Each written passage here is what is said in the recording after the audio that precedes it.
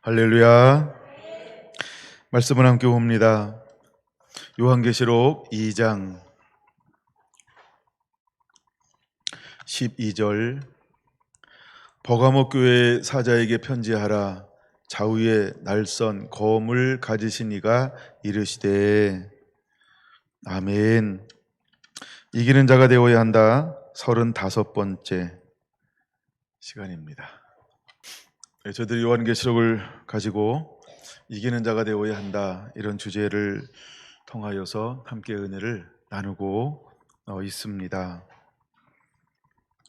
주님께서 오실 때 때로는 교회의 특성에 맞게 하나님은 우리에게 오셔서 말씀하시고 권면하실 거라는 것입니다.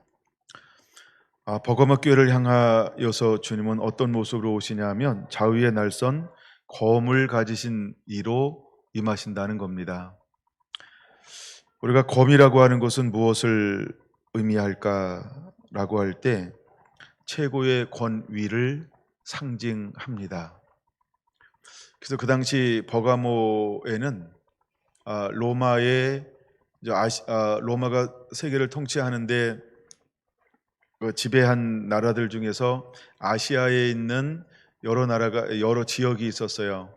물론 에베소, 서머나 굉장히 중요한 도시고 큰 도시였습니다. 근데 그 중에 또 하나 큰 도시가 버가모라고 하는 도시였어요. 이 버가모라고 하는 도시는 교통의 중심지입니다.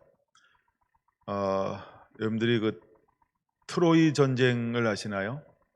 그쪽 지역에 위치한 지역이 버가모 교회입니다.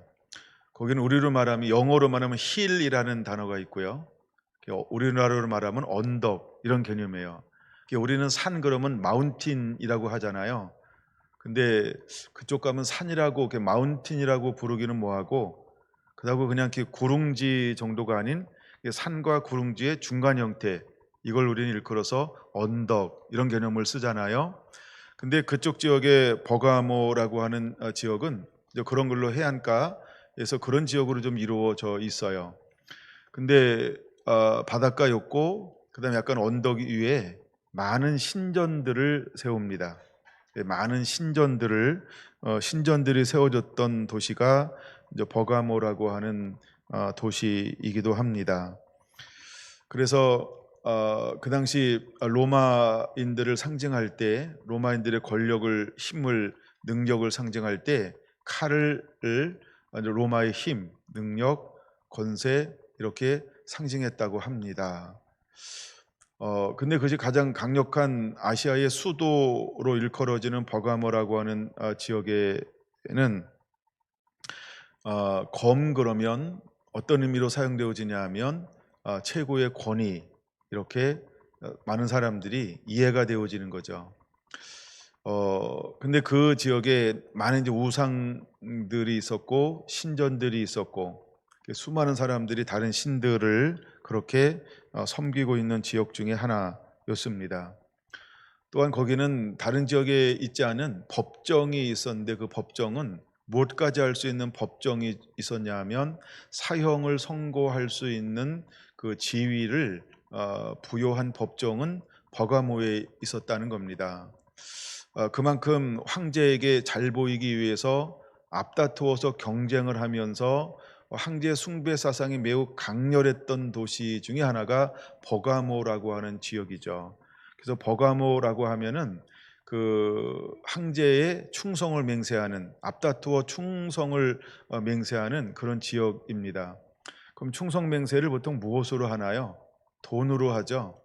그러니까 돈으로 한다, 이 말은 무역과 경제가 굉장히 활발하게 이루어졌던 지역이다, 이런 걸 더불어 볼 수 있는 것이고, 그러니까 그 이권을 또 차지하고 유지하기 위해서 수많은 뇌물을 사용해야 됐겠죠.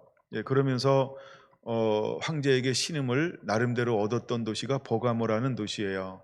그래서 버가모는 최고의 이제 로마의 그 통치자들이 파송을 받아서 때로는 총독으로, 때로는 법관으로, 여러 가지 지위를 가진 사람들이 모여들었던 곳이 버가모라고 하는 지역이기도 합니다.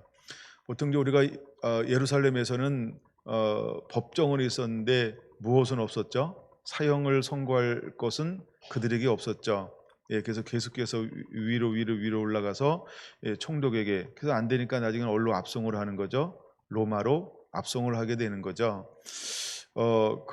그랬던 것처럼, 그다음에 이제 이 버가마라고 하는 도시는 또 학문적 도시다, 뭐 이렇게 일컬을 정도로 굉장히 이제 경제가 활발하게 이루어지고 다양한 동서무양이 문화가 모여 들었고, 그래서 그 당시는 저 책을 만드는데 다 필사해서 만들죠. 파피루스라고 하는 양피지에다가 그 정도로 때로는 로마에 있는 도서관보다 더 크고 많은 도서를 전시하기 위해서 추진하다가 중간에 어떤 정치적인 이런 것에 의해서 로마에서 어떤 그 원로들이 하여간 뭐 화가 났는지 자존심을 상했는지 파피루스 수출을 금지하라 이래가지고 더 많은 책을 소장하기를 원하였으나 한 20만 권 정도의 도서만 이제 저장을 하고 뭐 저장을 했다.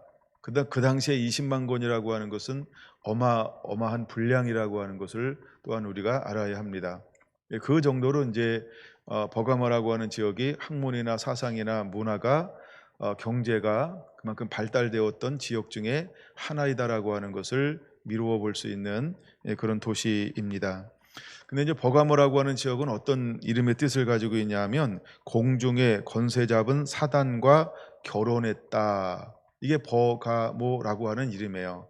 공중에 권세 잡은 자와 결혼했다. 그러니까 얼마나 그 황제 숭배 사상을 비롯한 우상 숭배가 만연했는지를 보여주고 있는 것이지요. 그 당시 이제 우리가 우상을 섬기는 것들은 신전에 신들을 섬기는 수많은 여 사제들이 있었죠. 근데 그 여 사제들은 뭐 하는 도구, 뭐 하는 사람이라고 보면 보통 이제 우상을 섬기는 사람들과의 어떤 이런 몸을 팔고 사는, 그래서 몸으로 함께 관계를 나누는, 그렇게 음란이 활발하게 이루어지는 그런 사람들이었죠.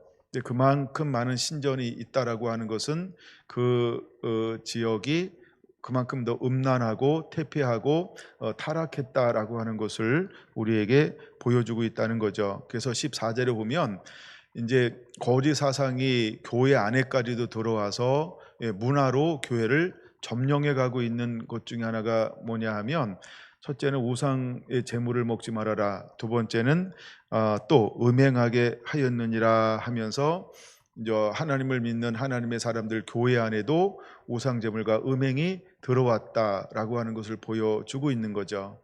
근데 버가모 교회가 잘했던 것은 뭐냐 하면 믿음을 지켜내는 거예요.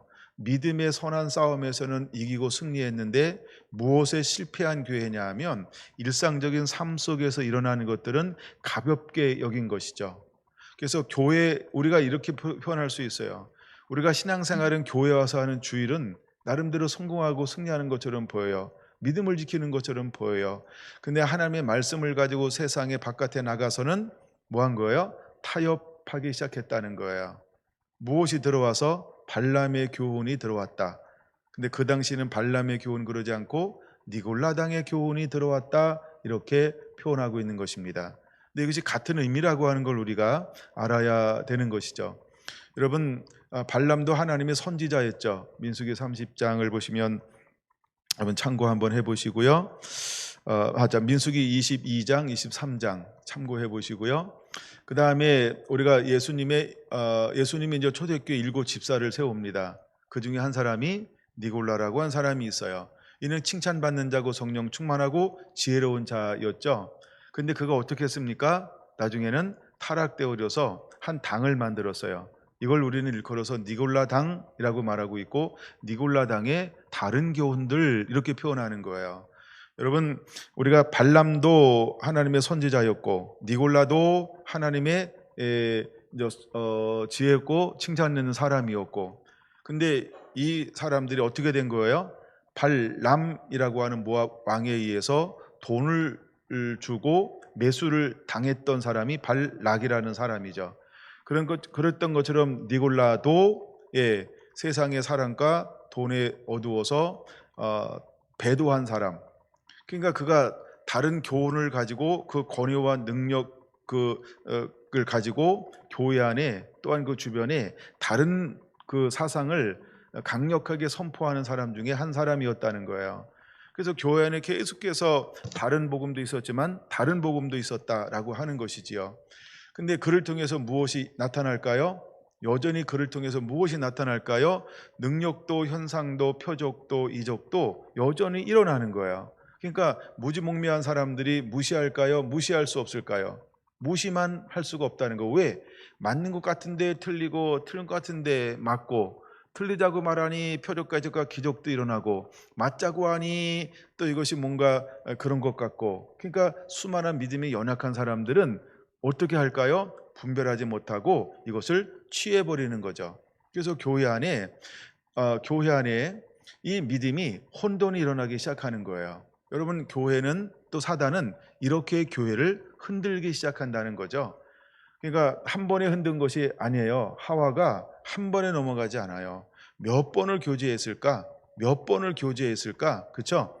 교제하다 보니까 스려 이렇게 문을 열죠. 그러던 어느 날 결정적으로 한 방을 날리는 거예요. 정령 먹지 말라 하더냐라고 말입니다.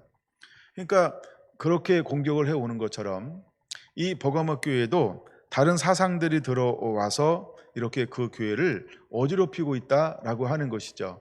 이것을 보고 주님은 뭐라고 말씀하고 있냐면 회개하라라고 말합니다. 16절 회개하라 그리하지 아니하면 내가 내게 속히 가서 내 입의 검으로 그들과 싸우리라 이렇게 말하고 있습니다. 여러분, 주님은 오실 때 어떻게 오신다고 말씀하고 있습니까? 속히 오신다라고 말씀하고 있는 것을 우리는 깨달아야 합니다. 2장 5절도 이렇게 말씀하고 있죠. 그러므로 어디서 떨어진지를 생각하고 회개하여 처음 행위를 가지라. 만일 그리하지 아니하고 회개하지 아니하면 내가 내게 가서라고 말합니다. 내가 내게 가서 내 촛대를 그 자리에서 옮기리라라고 말하고 있죠. 22장 7절에도 말합니다. 내가 속히 오리니 이 예언의 말씀을 지키는 자는 복이 있도다. 어떻게 오신다고요? 속히 오리니 이렇게 말씀을 하고 있지요. 이처럼 주님은 속히 오신다, 가서라고 말합니다. 마찬가지로 주님께서는 오셔서 회개하지 않으면 무엇으로 그들과 싸울 것이냐면 내 입의 검으로. 내 입의 검은 하나님의 말씀을 말하는 거죠. 그러니까 말씀으로 싸울 것이다, 진리로 싸울 것이다 라고 말씀을 하고 있는 것입니다. 이제 여러분, 우리가 사는 시대가 어떤 시대인지를 우리는 깨닫는 자가 되어야 합니다. 근데 버가모 교회가 칭찬듣는 것 중에 하나가 뭐냐면 이제 버가모 교회를 이끌어갔던 목회자가 있었어요. 그 이름이 안디바라는 그 시대의 그 교회의 감독이었어요. 오늘날 말하면 담임 목사를 말하는 거죠. 근데 이 안디바라고 하는 이름의 뜻은 나는 타협하지 않는다. 나는 모든 것에 대적하는 자다. 모든 것을 대적하는 자, 이런 이름의 뜻을 가지고 있어요. 근데 어떤 사람은 이것을 이제 헬라어로 해서 두 가지 이름이 하나가 되었다 이렇게 말합니다. 바라고 하는 것은 황제를 말하는 거예요. 바. 그다음에 안티 반대한다 이런 말이죠. 그게 반대한다 이런 말이 안티. 그게 안티라는 말이에요. 누구를 반대하는 거냐? 나는 황제를 반대한다. 이런 또 이름의 뜻을 가지고 있어요. 근데 이 사람이 사도 바울을 통하여 복음을 전해 듣고 그 버가모 교회 뭐가 되었어요? 감독이 되었어요. 담임 목사가 되었어요. 그러니까 전혀 믿음이 흔들리지 않는 사람이에요. 이 사람은 무엇과 대적하는 사람이에요? 비진리와 대적하는 사람이에요. 특별히 그 시대에 누구와 대적한다는 이름의 뜻을 가졌어요? 그는 황제하고 반대한다. 이런 이름의 뜻을 그 누군가가 져준 거예요. 근데 그가 복음이신 예수님을 만나서 회심되어져서 아주 믿음의 사람이 되었어요. 근데 그가 그 교회 담임 목사가 되었던 거예요. 근데 어떤 지역보다도 그 지역이 또 무엇이 많았냐 하면 에베소서 우상이 많았고, 에베소 교회 지역에도, 그다음에 서머낙 지역에도 우상이 많았고, 그다음에 버가모 교회도 우상이 많았다는 거예요. 여러분 잘 봐야 됩니다. 7교회 중에 우상이 없었던 지역은 한 군데도 없다. 그거는 오늘날 교회는 어디에 세워지는 거예요? 우상이 많은 곳, 죄악이 많은 곳, 그곳에 교회가 세워지는 거예요. 그럼 우리가 복음 들고 어디로 가야 될까요? 교회가 있는 곳으로만 가는 것이 아니고 교회가 없는 곳, 복음이 없는 곳, 즉 죄가 많은 곳, 우상이 많은 곳, 타락한 곳, 그렇죠? 사상이 불순한 곳, 그곳에 들어가서 십자가를 꽂는 거예요. 복음을 전파하는 거예요. 빛을 발하는 거예요. 우리가 그것을 또한 깨달아야 합니다. 여러분, 우리를 오라고 환영하는 곳이 어디 있을까요? 우리를 오라고 환영하는 곳이 어디 있을까요? 아무도 없어요. 그렇죠?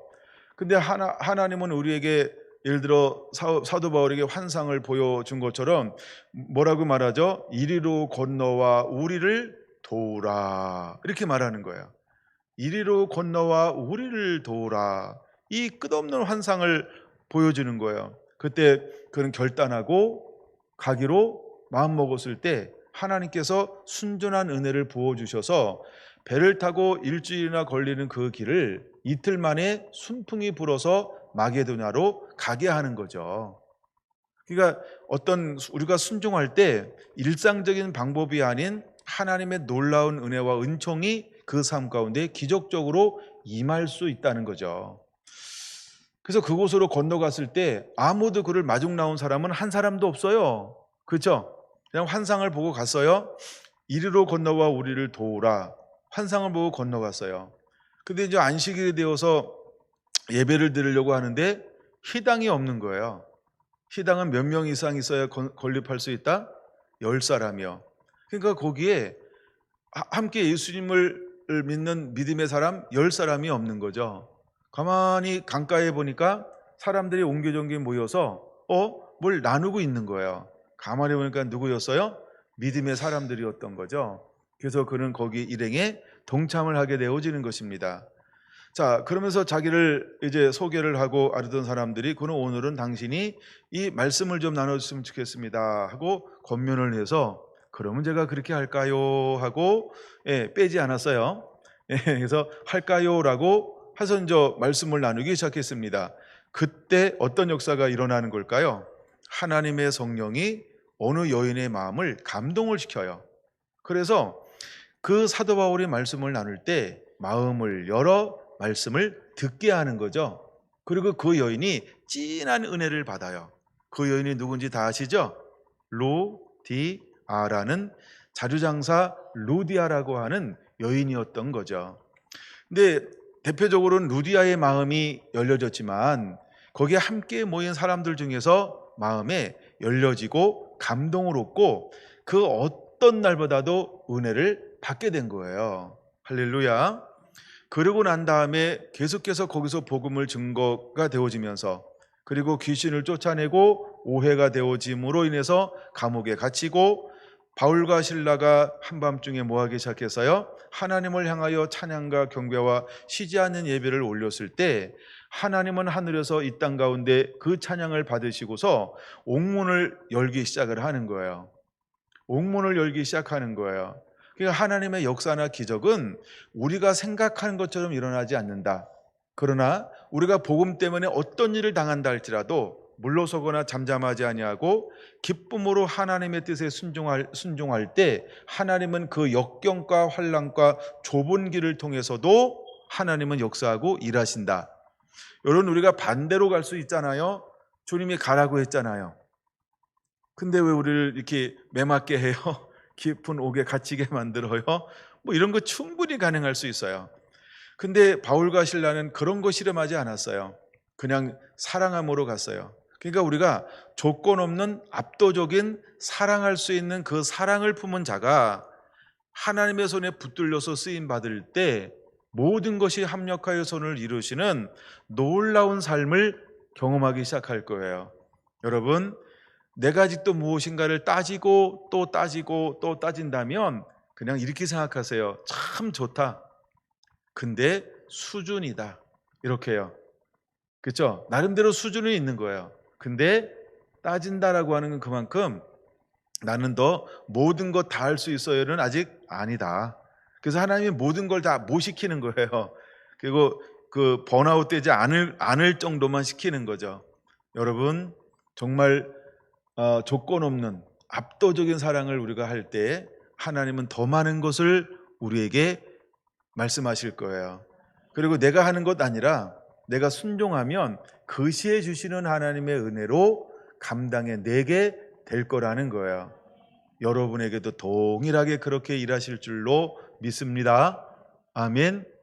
예, 그래서 하나님이 이미 그 간수장을 예비해 놓으셨고, 간수장에게 복음을 전하게 했고, 간수장의 모든 가족이 주께로 돌아오는 놀라운 역사가 일어나기 시작했던 거죠. 그래서 세워진 교회였다는 거죠.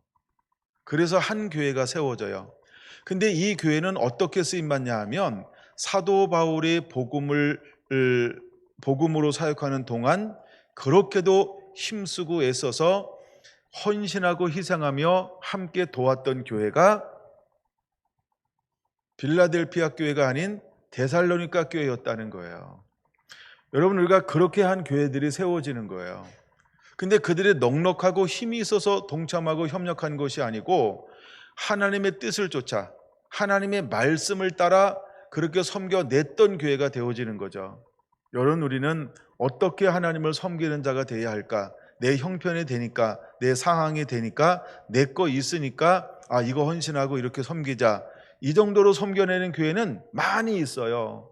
근데 하나님께서 마지막 때 찾아내고 또 함께 동역하고 함께할 교회와 하나님의 사람들은 어떤 사람일까?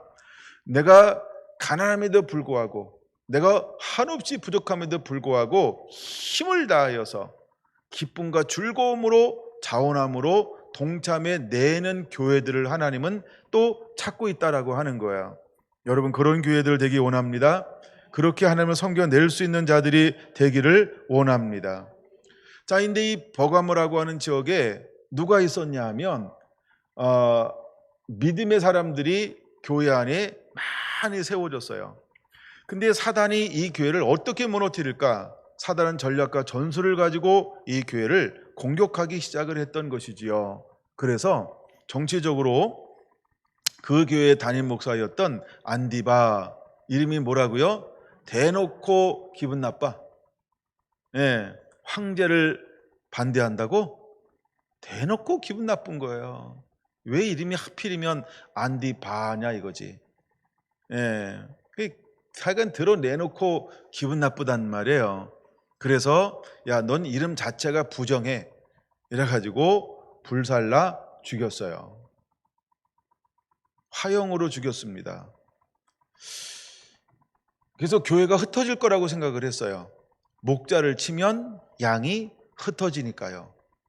근데 목자를 쳤는데 양이 흩어지는 것이 아니고요, 응집력이 생기기 시작하는 거예요. 흩어지는 게 정상이라고 생각했는데 핍박을 가하면 가할수록 응집력이 생겨서 더 믿음으로 견고하게 세워지기 시작하는 거예요.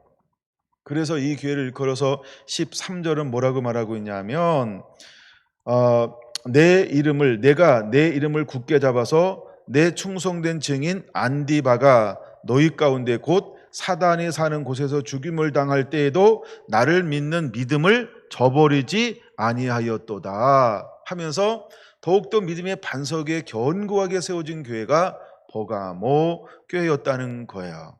여러분, 버가모라고 하는 이름 자체가 공중에 권세 잡은 사탄과 결혼했다. 이거 얼마나 셀까요? 경주처럼 세겠죠? 대구처럼 세겠죠? 구음이나 김천처럼 세겠죠? 다 센데야. 부산도 세잖아요, 그렇죠? 부산도 세죠. 동자 들어가는 그죠? 서울은요, 거긴 본부가 다 있어요.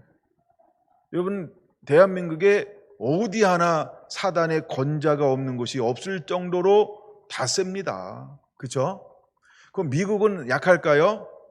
미국은요, 세계 연합 본부들이 거의 미국에 몰려 있어요.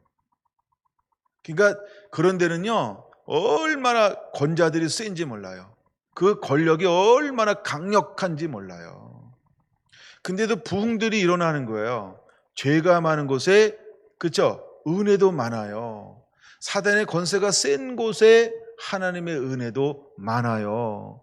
여러분, 부흥이 일어나는 것 보세요. 부잣집에서 부흥이 시작되나요?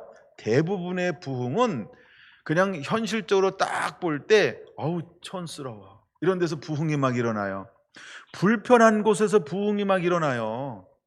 왜 그럴까요? 그렇죠? 근데 이곳에 어떤 교회가 세워졌어요? 버가목 교회요. 근데 이름은 공중에 거선 잡은 자와 결혼했다는 이름이지만 이 교회는요, 그렇죠? 말씀의 검이신 신랑 되신 예수님과 결혼한 교회. 그게 거기는 충성된 증인들이 모여진 교회예요. 잘 보세요. 그냥 교회만 잘 되는 교회가 아니고 증인되는 삶을 충성되게 살아내고 있는 교회예요. 여러분, 증인이 뭔지 알죠? 눈만 뜨면 뭐 할까요? 전도하는 교회예요. 눈만 뜨면 예수님의 향기, 예수님의 편지, 할렐루야. 흩어지면 뭐 할까요? 똑같은 거예요. 예배하고 전도하고 찬양하고 할렐루야. 이게 충성된 내 증인이라는 말 속에 버가목 교회가 어떤 정체성을 가지고 있는지를 보여주고 있는 거예요.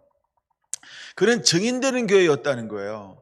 그러니까 그 사단의 권자가 있음에도 불구하고 계속해서 복음의 능력으로 회심하는 사람들이 점점점 교회 안으로 모여들고 있는 부흥을 맞이하고 있었던 거죠. 그러나 여전히 이 세상 속에서는 죄악의 물결이 너무나 흥건하게 물들어가고 있음에도 불구하고 이 전하는 복음으로 말미암아 복음의 능력이 잃어버렸던 수많은 영혼들을 빛 가운데로 생명 가운데로 끄집어 들이고 있었다라고 하는 거예요. 그래서 사단이 전략과 계략을 짜서 누구를 쳤다? 그 교회 담임 목사를 치면 양들은 흩어질 것이다 라고 했어요. 그래서 그를 공개적으로 이제 신문을 합니다. 그리고 공개적으로 처형하기로 작정을 하고 그를 공개적으로 핍박하고 채찍으로 치고, 그래서 고난을 주고 신문을 하고 그 다음에 공개적으로 화형을 거행했어요. 그럼에도 불구하고 이 안디바는요, 예수님을 부인하지 않아요. 타협하지 않아요. 그리고 장렬하게 거룩한 순교자의 그 반열에 동참하게 되어지는 것이지요. 이것을 보면 사람들이 겁나야 되잖아요. 벌벌벌 두려워 떨어야 되잖아요. 사람들이 톡 껴야 되잖아요. 근데 이것을 딱 보고 나서요, 이 버가목 교회가요, 오히려 믿음의 공동체, 사랑의 공동체가 되었어요. 더 끈끈하게 인간 체인을 막 걸듯이 더 뜨겁게 하나님을 향하여서 믿음으로도 하나 되기 시작을 하는 거예요. 이 교회를 압제와 핍박으로는 넘어뜨릴 수 없구나.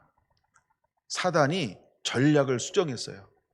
어떻게 전략을 수정하기 시작했냐 하면, 야, 죽이는 것만 가지고 안 돼. 그래서 누구를 일으키는 거예요? 거짓 선지자들을 일으키는 거예요. 거짓 선생들을 일으키는 거예요. 거짓 사상들을 일으키는 거예요. 자, 온갖 핸드폰에다가 클릭할 때마다 그림을 보게 하라 하면서 그림을 통해서 막 눈에 계속 박히게 만들어요. 뭐 술도 나오고, 그죠? 음란도 나누고, 게임도 나누고, 여가도 나오고, 막 우리가 유혹될 만한 것을 계속 교회 안에 이제 이렇게 풀어놓는 거죠. 그 중에 이 버가목 교회는 몇 가지에 걸린 거예요? 2가지요. 하나는 뭐였어요? 너무 맛있게 보이나 봐요. 먹방이라고. 그래서 그들이 뭐에 당했어요? 먹방이에요. 그래서 우상 제물을 먹는 것은 괜찮아. 그래서 이 교회가 큰 것에는 견고하게 이겨냈단 말이에요. 근데 생활 속으로 스며들어오는 이 보이지 않는 끊임없이 클릭할 때마다 뜨는 먹방으로 당하고 말았어요. 그 먹방으로 말미암아 무엇을 그들도 꺼리낌 없이 먹기 시작을 했을까요? 우상에게 드렸던 제물이요. 그럼 우상에게 드렸던 제물을 먹는 것이 죄인가? 무엇이 문제가 될 것인가? 라고 했잖아요. 이건 복음서의 사도 바울을 통해서 여러 군데 기록되어져 있는 것처럼 알게 함으로 또 그 먹음으로 인해서 내 몸의 영성이 손상이 되어지기 시작을 하는 거예요. 근데 이 작은 것들이 내 삶 가운데 파고 들어왔어요. 작은 것들이 끊임없이 내 삶 가운데 파고 들어와서요, 이제는 막 먹기 시작하는 거예요. 그 다음에 이제는 막 대놓고 먹기 시작을 하는 거예요. 그 어떤 사람은 막 맛집이라고 찾아다니네. 아, 여기 TV에 나온 거야. 야, 여기 누가 왔다 갔대. 나도 가봐야지. 1시간인데 줄 서서 먹어. 난 1시간 이상 줄 서서 먹은 집이 없어가지고. 여러분, 그거 먹으려고 막 기다리잖아요. 한번 방영돼봐요, 그쵸? 그냥 가서 먹어봤는데 아닌데 왜 줄 섰지? 이런 집도 있어. 근데 하여간 난 그거 몰라. TV에 나왔대. 맛집이래. 야, 거기 가면 그 집은 꼭 들렸다 와야 돼. 이게 여행의 목적인 사람도 있어요. 그 시대는 달랐을까요? 사람의 심리는 똑같은 거예요. 그래서 교회가 뭐에 무너지기 시작하는 거예요? 문화요. 이게 삶 속에 사단의 전략을 바꿔서 삶 속에 은연중에 들어왔어요. 무슨 문화로 들어왔다고요? 무엇을 먹을까? 무엇을 입을까? 뭘로 유혹했다고요? 가장 기본적인 거요. 먹고 입는, 먹는 것으로 유혹하기 시작했어요. 그랬더니 교회의 분별력이 약한 어린 신자들을 비롯해서 모든 신자들이요, 이 먹는 거에 대해서 문이 점점 열리기 시작하는 거예요. 야, 가봤는데 너무 맛있어. 먹고, 그 언제 시간 되면 같이 가자. 그쵸? 그런 거 아닌가요? 또 이제 비슷한 짝퉁 또 생기잖아요, 그렇죠? 거기가 더 맛있대. 이래가지고 거기 갔어요. 진짜 맛있는데, 근데 점점 뭘 먹는 거예요? 우상에게 드렸던 재물이요. 그러니까 자기도 모르게 뭐 하고 있는 거예요? 타협하기 시작하는 거예요. 거룩함은 손상되어져 감에도 불구하고 그걸 생각하지 않고 뭘 생각해요? 맛집 갔다 왔어. 갔다 왔지. 누구한테 얘기하잖아. 그 양반은 딴 사람은 되는데 그 양반은 안 되더라. 이런 사람 있잖아요, 그렇죠? 내 하나님의 사람들이 근데 갔다 와가지고 막 이렇게 또 이런 사람 있잖아요, 그렇죠? 그러니까 그 사람만 모르고 딴 사람들은 다 소문내가지고 막 같이 가자고 서로 막 가자고 그러시네. 이번엔 내가 살게 이러면서 그래서 막 교회가요, 우상 제물이 교회 안으로 그렇게 들어온 거예요. 교회가 무너지기 시작을 하는 거죠. 두 번째 뭐가 들어왔어요? 음란이요. 음란의 문화가 교회 안에 들어왔어요. 똑같아요. 우리 손 안에 든 핸드폰으로 음란의 문화가 얼마나 많은지 몰라요. 페이스북에도 나오고 하여간 내가 하는 거 다 나와. 음란의 문화가. 그렇죠? 남자를 유혹하고 여자를 유혹하고, 그렇죠? 어른들을 유혹하고 애들을 유혹하고, 애들은 가라가 아니에요. 그렇죠? 다 내게로 한번 왔다 가렴. 그렇죠? 얼마나 유혹하는지 몰라요. 버거먹교도 똑같아요. 사단이 어떤 전략을 썼을까요?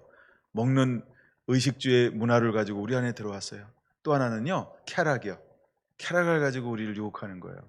참 좋잖아요. 그렇죠? 이 쾌락이라고 한 건 정말 멋있는 거예요. 그러니까 아주 본능, 가장 기초적인 걸 가지고 우리에게 문화라고 하는 것을 가지고 우리 안에 들어온단 말이에요. 그래서 어떤 사람은 몸으로 음란하고, 눈으로 음란하고, 또 하여간 뭐 손으로 음란하고, 입으로 음란하고, 귀로 음란하고, 모든 걸 통해서 이런 문화가 버가목 교회를 흔들어 놓기 시작을 했던 것이지요. 여러분, 사단이 이렇게 우리를 무너뜨릴 거라는 거죠. 여러분, 마지막 때 우리를 뭘로 무너뜨릴까요? 보세요. 창세기 6장 무너졌죠? 노아의 심판이 왔어요. 근데 그 무너짐이 무엇이었을까요? 그쵸? 성적인 문란함이 실제로 온 거예요. 소돔과 고모라 땅이 타는 유황불이 내려서 전부 재가 돼버렸잖아요. 거기는 남은 게 하나도 없어요. 전부 다 재가 돼버렸어요. 재까지도 어쩌면 태워져가지고 재도 안 남았을지 몰라요. 왜 하나님이 그렇게 심판을 했을까요? 음란함이요. 하나님이 가장 싫어하는 것 중에 하나가 뭘까요? 나 위에 다른 신을 섬기지 말아라. 여러분, 음란이라고 하는 것은 크게 두 가지를 말하는 거예요. 하나는 하나님 위에 다른 것을 섬기는 거고요. 또 하나는 몸으로 하는 음란이었어요. 수많은 죄악이 있는데 우리 몸으로 짓는 죄가 있는데 그것 중에 대표적인 것이 음란이라는 거예요. 이건 몸으로 짓는 것이라는 거예요. 그럼 사단은 우리의 약점을 알까요, 모를까요? 무엇이 무너지면 전부가 무너진다는 걸 알까요, 모를까요? 그게 귀신이니까 귀신같이 알잖아요. 그래서 우리에게 먹는 것 이걸로 무너뜨리기 시작하는 거예요. 그 다음에 몸, 쾌락, 또 두 마음을 품게 만들어서 음란하게 무너지게 만드는 거예요. 이것이 마지막 때 일어나는 일들이라는 거예요. 근데 이 먹는 것과 음란을 이길 수 있는 방법이 있다 없다? 무엇이라고 말하고 있나요? 그는 이 교회에 올 때 어떤 모습으로 오셨다고요? 좌우에 날선 검을 가지신 이가 이르시되라고 하는 것처럼 그는 말씀의 영으로 오셨어요. 말씀으로 오셨어요. 검으로 오셨어요. 우리가 말씀을 붙잡을 때, 진리를 붙잡을 때 우리는 먹는 걸 이길 수 있다, 쾌락을 이길 수 있다, 그 다음에 음란을 이길 수 있다는 거예요. 여러분, 우리가 하나님만 섬기면 하나님께서 우리에게 모든 걸 다 채워준다는 거예요. 그래서 하나님의 나라는 성령 안에서 의와 평강과 희락이라. 여러분, 이걸 잘 생각해 보세요. 이게 뭘 의미할까? 영적 쾌락을 말하는 거예요. 육적 쾌락이 있는 것처럼 또 무엇이 있다? 영적 쾌락이 있는 거예요. 이걸 하나님은 평강이라고 말하는 거예요.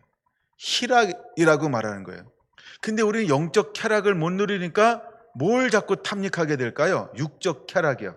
먹는 것에 대한 쾌락, 그 다음에 어떤 취미 생활의 쾌락, 그 다음에 몸으로 하는 음란의 쾌락, 그런 쾌감들, 감각적인 이런 감각적인 어떤 이런 것들을 쫓아가는 것들, 이 모든 것들을 우리는 말씀 안에 머물면 하나님이 우리를 어떻게 인도할까요?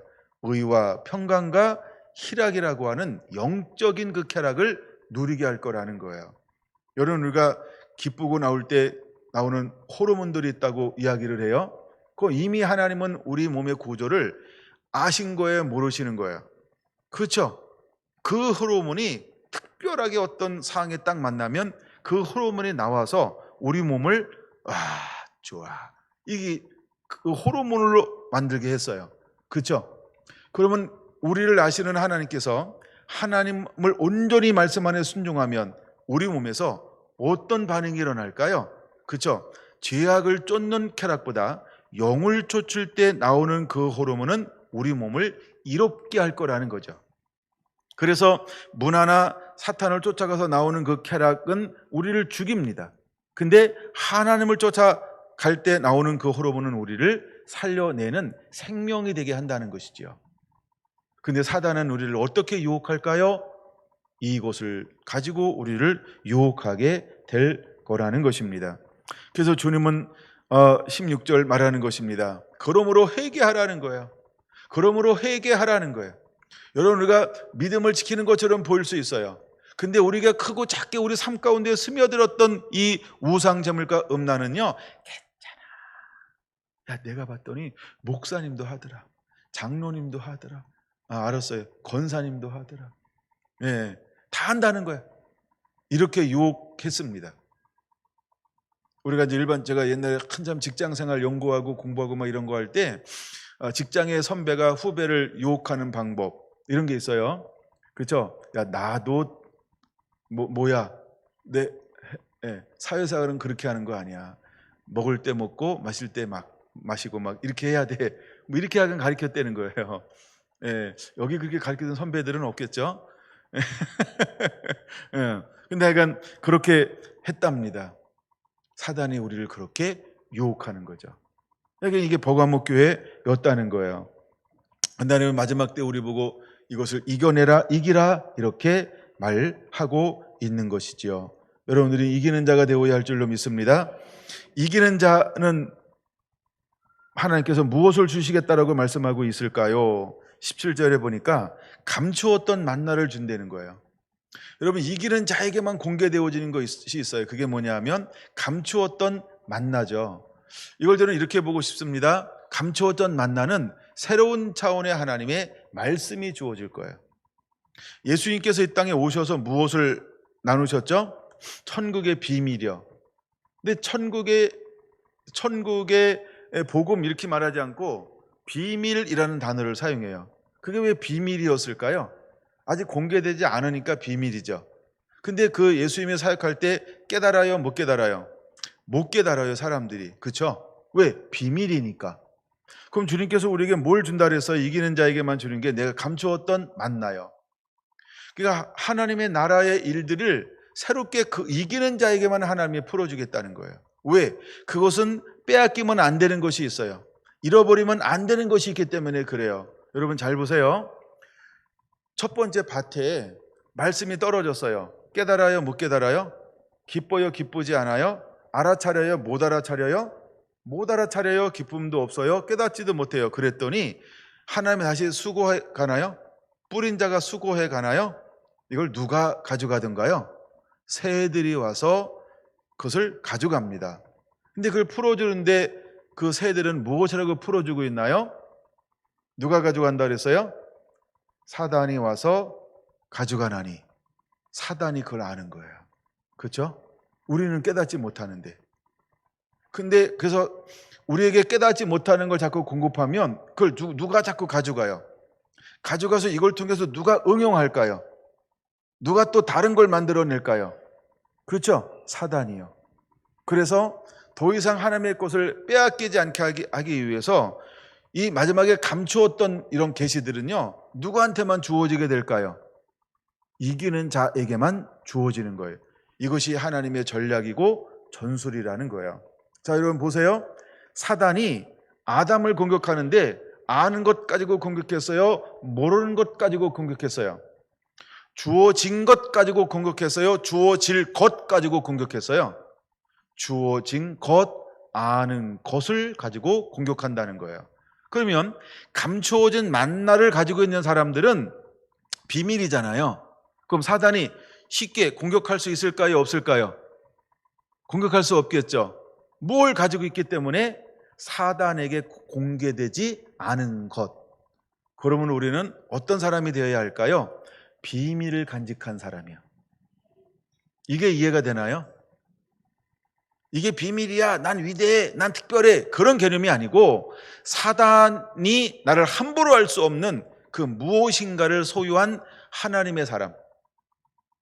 그래서 하나님은 우리에게 뭘 가지라고 말씀하고 있냐면 계시록 1장 2절 하나님의 계시와 그 계시가 있는 거예요.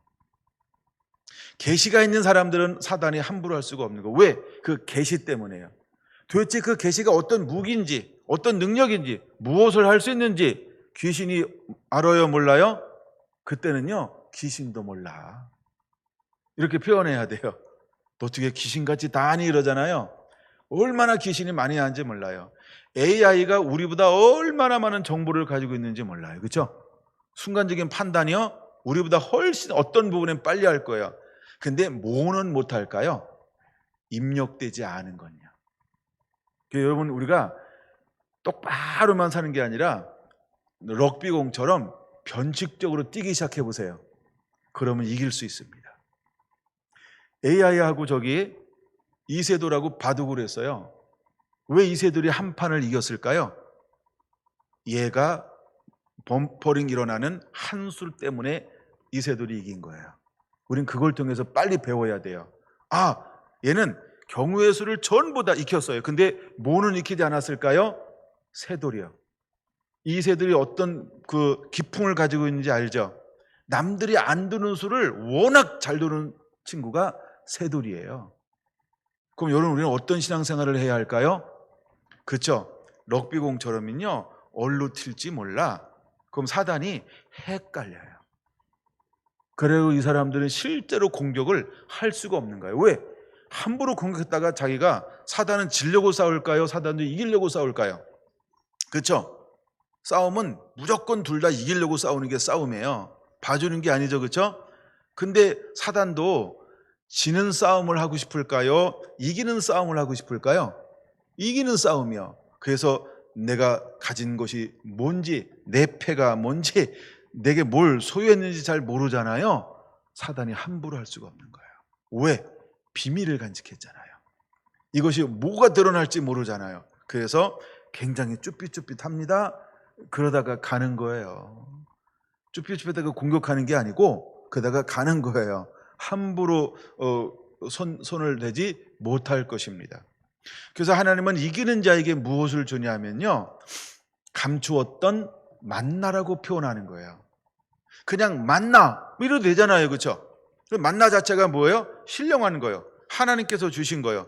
비밀한 것들이에요. 그냥 만나 이래도 되잖아요. 근데 왜 이 버가모 교회에게 이기는 자에겐 뭘 준다고 말씀하고 있는 거예요? 감추었던 만나를 주겠다는 거예요. 그게 공개되지 않은 것, 신무기를 주겠다는 거예요. 지금 우리나라는 무기를 다 공개했을까요? 아니요. 그냥 그게 답이에요. 우리가 뭐 미사일 하나 공개했다. 그럼 이거는 공개할 만하니까 공개하는 거예요. 그렇죠? 그럼 공개하지 않은 그 많은 무기들이 있을까요, 없을까요? 있죠. 그렇죠?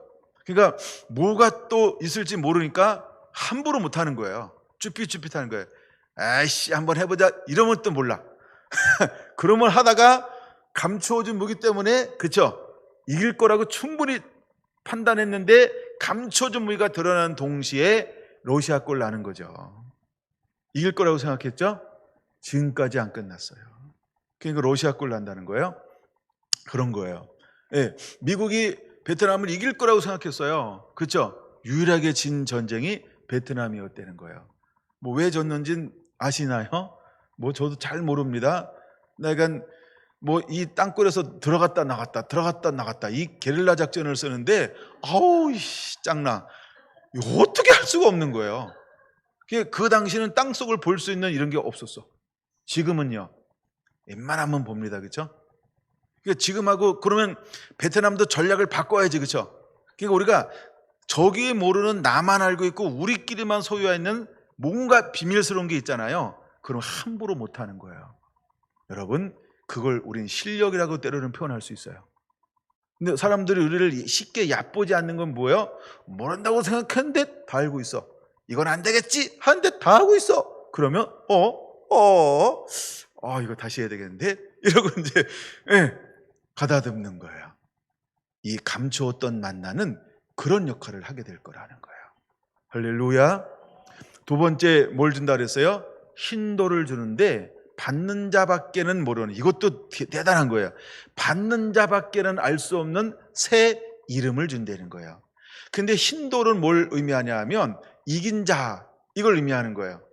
흰돌이라고 하는 것은, 또 흰돌이라고 하는 것은 그 당시 문화는 이 사람들은 재판했을 때 너는 무죄야 이런 의미도 있고요. 그다음에 흰돌이라고 하는 것은 여러 가지가 의미가 있는데 그다음에 흰돌은 어떤 잔치집에 참여를 하는데 표시를 준대요. 그때 흰돌을 이렇게 준대요. 근데 흰돌에 어떤 문장이나 어떤 뭐가 쓰여져 있겠죠? 이런 거. 왜 우리가 어디 뭐 이렇게 초대장을 받고 가는 데가 있잖아요.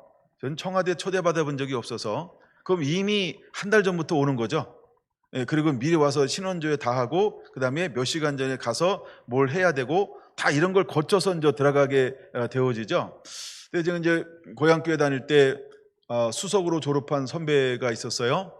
근데 이제 청와대를 초대를 받았어요. 그때 이제 이렇게 이야기를 쭉 들어보면 그렇게 가더라고요. 청와대를 가는데 기억나는지 모르겠어요.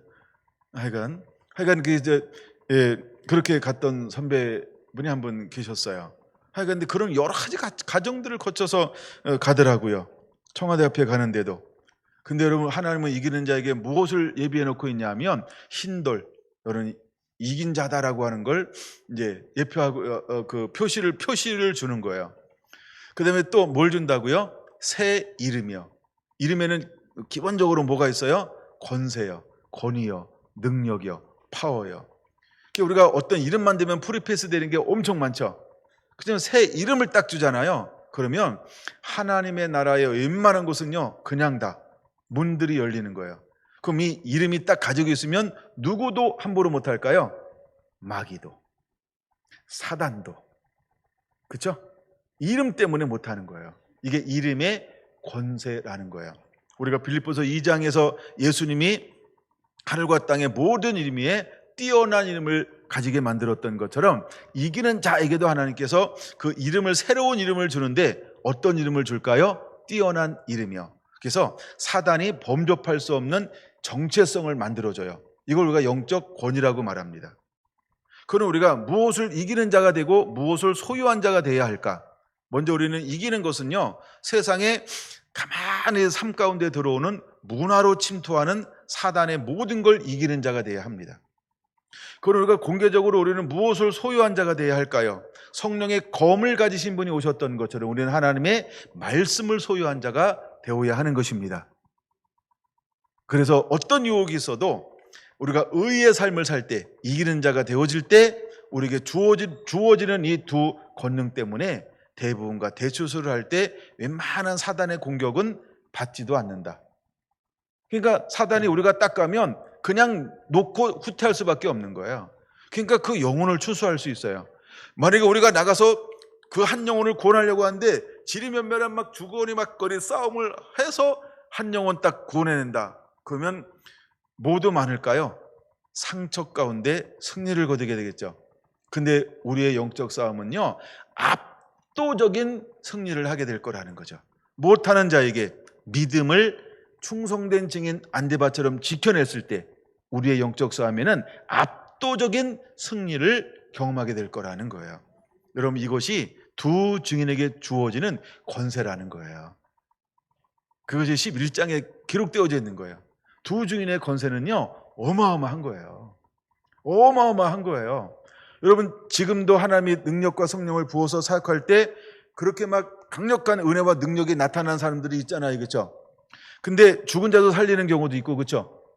근데 여기 11장에 나오는 두 증인의 사역하는 걸 보세요. 굉장하죠? 그럼 이것은 영적 내배를 말하는 거죠. 그럼 무엇 때문에 그런 영적 내배를, 비밀한 것들을 소유하고 그것을 행하게 할까요? 이기는 자들이기 때문에 그런 거예요. 이기고 또 이기는 자들이기 때문에 하나님이 그것을 그들에게 보여주는 겁니다.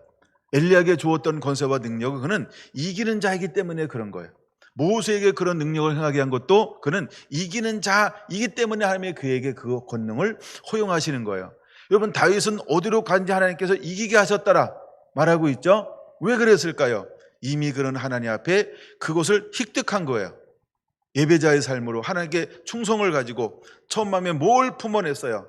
잃어버렸던, 그렇죠? 하나님의 장막 법궤를 회복한 거예요. 아버지와 관계를 회복했어요. 그리고 나서 그 이후에 하나님은 그렇게 말하는 거예요. 다윗이 어디로 가든지 이기게 하시더라.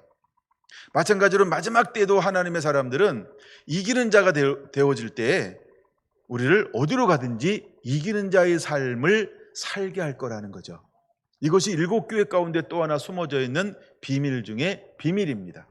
여러분들 하나하나가 이 일곱 가지의 비결이 하나로 모아지게 될 것이고 또 각 사람에게 주어진 이 이기는 자의 삶을 반드시 다 살아내는 은혜와 축복이 함께 하기를 예수님의 이름으로 축원을 드립니다.